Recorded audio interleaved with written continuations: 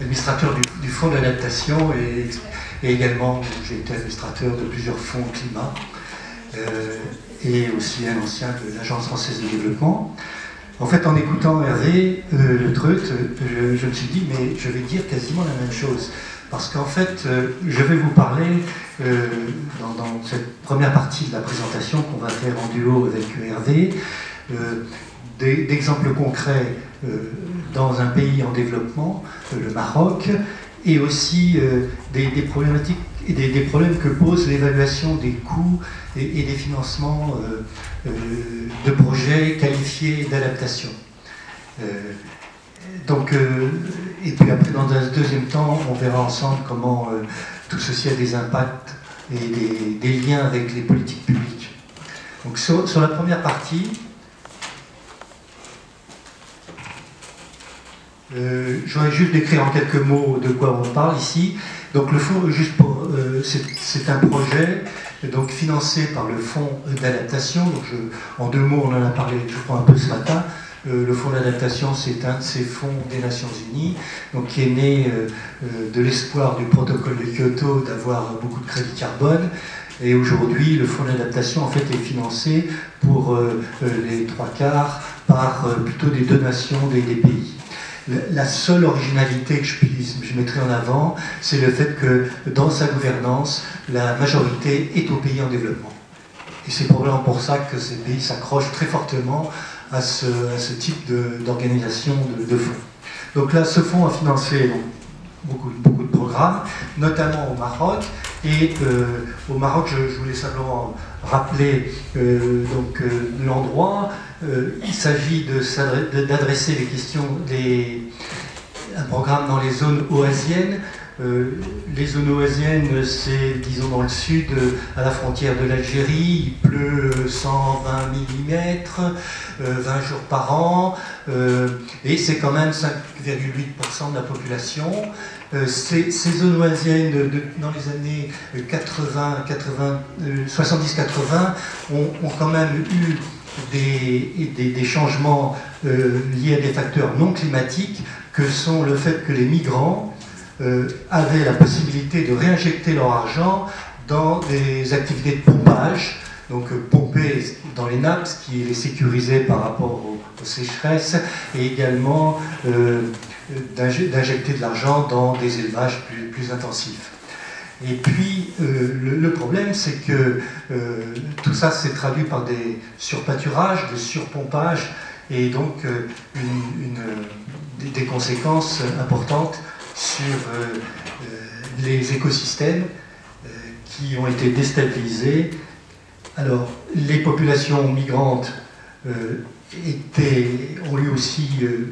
ont généré des conséquences en termes de destruction des communautés locales, c'est-à-dire que vous avez un taux de masculinité de 70% dans ces sociétés, donc j'allais dire, les conditions socio-économiques ont fait que elles ont eu des graves problèmes sociaux. Et alors est arrivé, et en plus de ça, vous avez la question climatique. Question climatique, c'est-à-dire augmentation des températures, ça c'est clair, diminution des pluviométries, ou plus exactement, c'est les hivers qui sont plus courts, les printemps qui changent, et donc ça ne fait qu'aggraver la vulnérabilité des populations qui étaient déjà, pour d'autres raisons, vulnérables. Cette petite carte pour simplement montrer par rapport à où se trouvent les deux zones que le Fonds d'adaptation a soutenues à la demande des Marocains, qui sont des zones un peu pilotes, qui sont représentatives de toutes ces zones oasiennes. Et le projet, c'est quoi?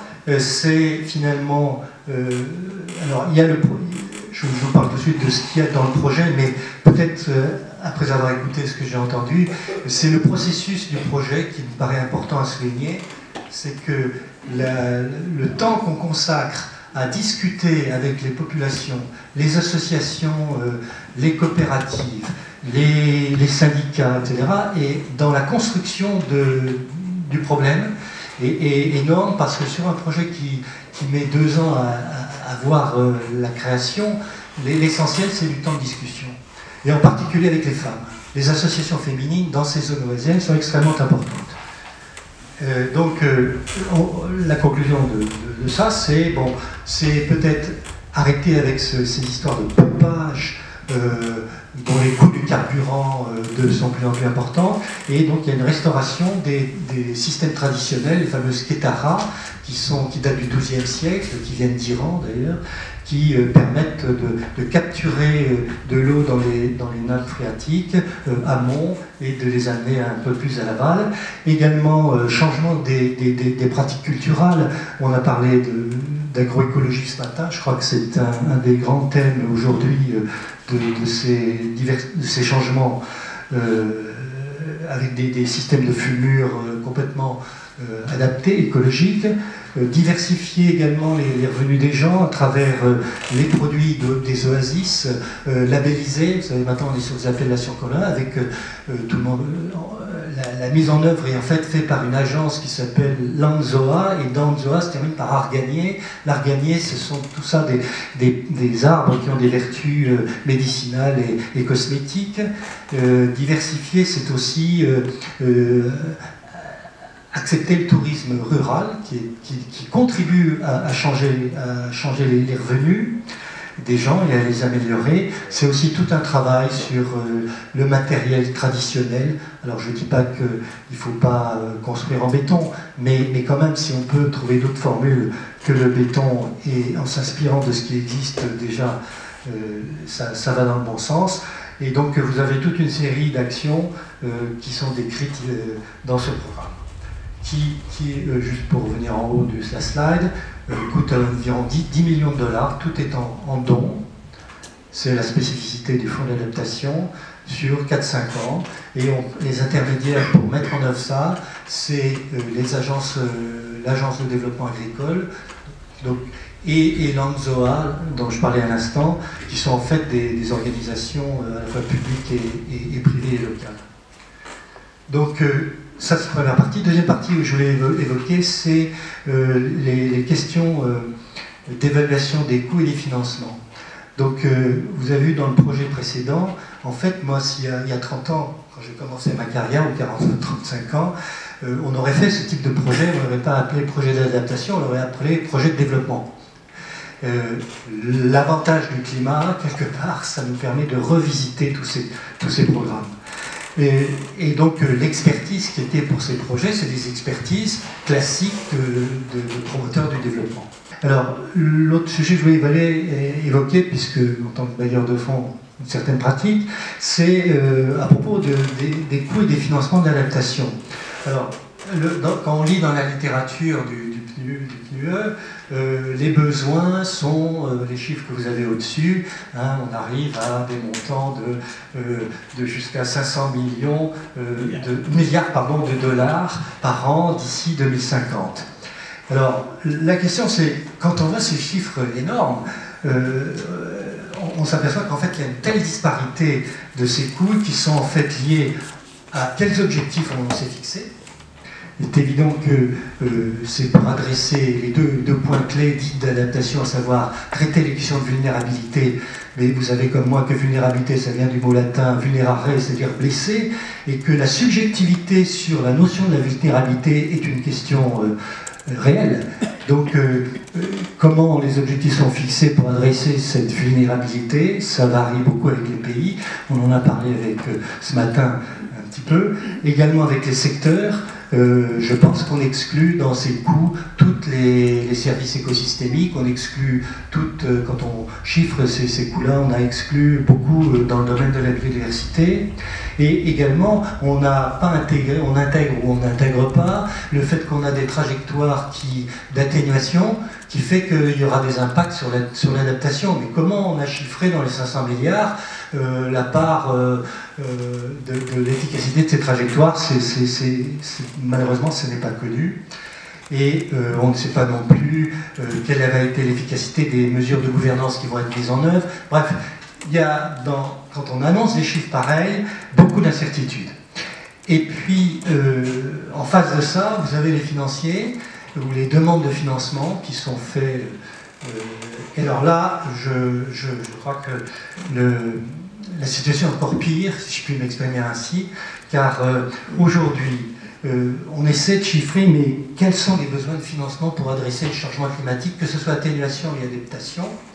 Alors il y a des tas d'organisations, multilatérales, mais aussi privées. Hein, je pense à Policy Climate Finance, je pense à l'Agence internationale de l'énergie, et au WRI, World Resources Institute.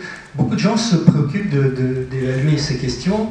Et alors j'ai trouvé, en fait, il y a des synthèses qui sont faites. Aujourd'hui, on peut dire que en 2016, disons, l'ensemble des financements publics, climat, privés, enfin à la fois publics et privés, et des financements climat seraient de l'ordre de 410 milliards. Dans ce chiffre, il y a beaucoup de financements privés, et des financements privés domestiques aussi. Alors là-dedans, la part de l'atténuation, avec toutes ces réserves, c'est l'essentiel, c'est 93%, et l'adaptation, c'est tout petit, 7%. Je ne vais pas rentrer dans le détail de ce papier, mais quand on parle des non-ODCE, pour faire court, c'est les pays en développement, les pays du Sud. Hein. Alors, dans le domaine de ces financements, qui reflètent, j'allais dire quand même, l'intérêt, enfin la motivation des pays à adresser les questions climatiques, il y a les financements publics climat. Ce slide qui paraît compliqué, en fait, qui n'est pas tant que ça. Vous avez en gros, si on veut segmenter ces financiers, vous avez les gens, les pays, c'est-à-dire qu'on appelle les bilatéraux, et puis les multilatéraux. Et dans les bilatéraux, je prends le cas de la France, par exemple. La France, l'entité la plus importante en matière de financement du climat dans les pays en développement, c'est l'Agence française de développement que vous avez ici, dans le papier.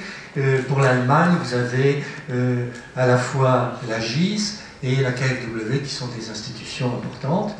Et alors, dans le multilatéral, il faut distinguer ceux qui sont sous, j'allais dire, qui sont dans le cadre de la Convention cadre des Nations Unies climat, et puis ce qui n'est pas lié à ces conventions. Alors, dans le premier cas, vous avez les fonds d'environnement vert, le fonds de l'environnement mondial, le fonds vert, le fonds d'adaptation, tous ces fonds LCCF, LCCF, alors pour les familiers, enfin pour ceux qui ne sont pas familiers, mais c'est les familles de gens en fait qui sont très proches. Hein. Et puis dans tout ce qui est les financements qui ne dépendent pas de la Convention, eh ben, vous avez les grandes institutions, Banque mondiale, PNUE, et les fonds multilatéraux, régionaux. On est plutôt autour de 13 milliards de financement de l'adaptation, pas des financements publics. Je ne mets pas les financements privés. Et d'ailleurs, dans les financements privés, on pourrait rajouter les fameuses remittances, qui sont les envois des émigrants, qui au passage sont de l'ordre de 500 milliards par an, hein, sur l'ensemble du pays. Et dans le cas de l'Afrique subsaharienne et de l'Afrique du Nord, en gros, les financements publics climat, ça tourne autour de 28 milliards, et la part de l'adaptation, c'est 5 milliards. Comment on rapproche ça avec les engagements de Copenhague? À Copenhague, on a parlé de 100 milliards US dollars à partir donc, de 2020, adressés aux pays en développement, moitié adaptation, moitié atténuation. Ça concerne des financements publics et privés. Alors, qu'est-ce qu'on peut remarquer à la conclusion de tout ce que je viens de dire? C'est qu'il y a une énorme incertitude sur l'estimation des coûts. La transparence sur les coûts, elle n'est pas évidente parce qu'on ne connaît pas les méthodologies de ceux qui évaluent. Et surtout, il y a une distorsion entre les coûts et les financements, qui sont de l'ordre, dans le cas de l'adaptation, de 1 à 12 ou à 20. Donc on n'est plus à quelques milliards près en matière de rigueur. Ce qu'on constate, c'est que donc, les financements actuellement sont très en dessous en fait, des besoins. Et je terminerai mon intervention, la première partie, sur la problématique des métriques, qui en fait c'est ça le sujet. De quoi parlons-nous? Quand on parle d'adaptation, de quoi parlons-nous? Quand autant sur l'atténuation, on peut imaginer à peu près ce qu'on dit, mais quand on parle d'adaptation, on le verra plus tard, en fait on parle de beaucoup d'autres choses que de la causalité climatique, qui est la caractéristique quand même de l'adaptation. Elle n'est pas vraiment évidente, elle n'est pas facile à identifier, mais à la limite, est-ce vraiment important pour les pays en développement. Je veux dire, tout à l'heure, les gens de l'Aquitaine, ils sont responsables pour 1 pour 1000, mais ils en sont les victimes, ils le voient bien. Eh bien, les pays en développement sont dans la même situation.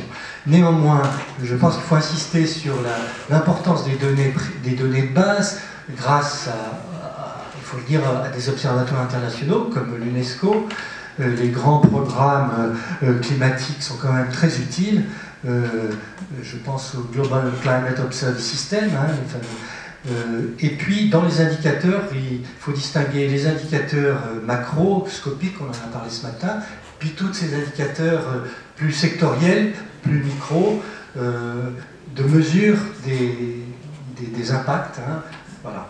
Et il y a dans la nature un index assez intéressant qui est fait par une université américaine d'Indiana, Notre-Dame, qui essaie de mesurer ces questions qui mixte les questions de vulnérabilité mesurées sur les secteurs eau, ville, campagne, avec des questions de gouvernance et de capacité.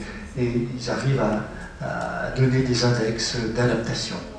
Les bailleurs, eux, ont des classifications sectorielles, les grandes classifications, qui sont inspirées d'ailleurs du rapport du GIEC, R5, qui d'ailleurs parle de classification sectorielle, que j'ai listé ici.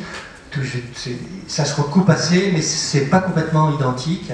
Sécurité, alimentaire, agriculture, ressources en eau. La part de l'eau est extrêmement importante.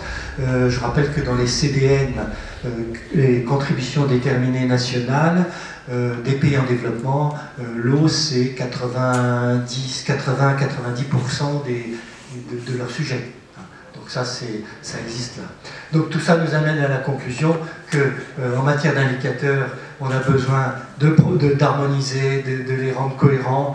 Et là, on attend beaucoup quand même de la communauté de la CNUC et de ses substats et autres comités d'adaptation pour quand même faciliter la compréhension. Parce que derrière ça, il y a le reporting. MRV, ça veut dire Monitoring, Reporting, Verification. Il faut bien des indicateurs robustes. Et là, il y a vraiment un gros travail à faire. On peut se féliciter que, en tout cas, dans la COP23, le dialogue de facilitation devrait aboutir quand même à clarifier ces indicateurs, à avoir des méthodes de comptabilisation beaucoup plus claires en matière de finances climat. Voilà, je vais arrêter sur ce point et repasser la parole à Yves.